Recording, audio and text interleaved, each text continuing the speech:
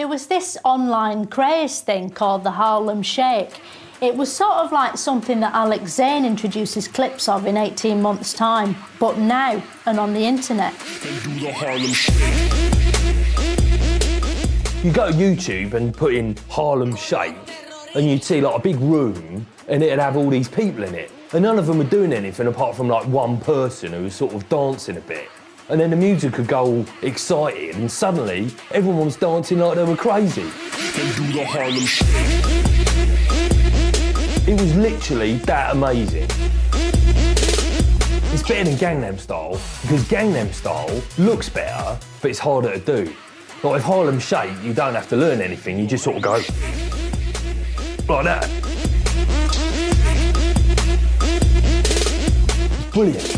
Everyone's really flailing around, which is funny, and they're wearing silly things, which is funny as well. People say Stuart Lee's funny, but he's never done anything as funny as that. And he never will. Once you'd seen one video, right, you had to see another. And the good thing was that everyone was uploading their own versions, right? So you got to see what it looks like when people in different rooms suddenly all dance. It was amazing. You'd see like a big room of people and then they'd all be dancing, which was fun. Or sometimes you'd see people all outside and they'd all be dancing, which was probably more fun. And then you'd see people in an old folks home and they'd all be dancing, which is funny because they're old. And then you'd see another one in an old folks home and you'd be like, okay, I've sort of seen that. Sometimes you'd see like all war men with guns and stuff, and you'd hear the music and you'd think, no way they're gonna do the mad dance. That'd be mental.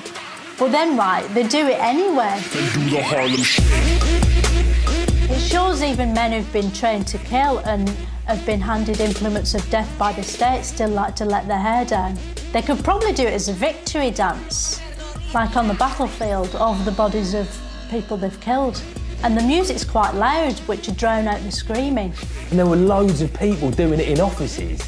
And at first you're like, okay, yeah, that's really funny, you know? But then after a while, you start thinking, hello, the economy's sinking? How exactly is this supposed to help? It's all well and good waving your arms around with a funny hat on, but at the end of the day, you've got a job to do. We all have. So pull your weight, stop fucking dancing and get back to work, you selfish Harlem Shake bastards.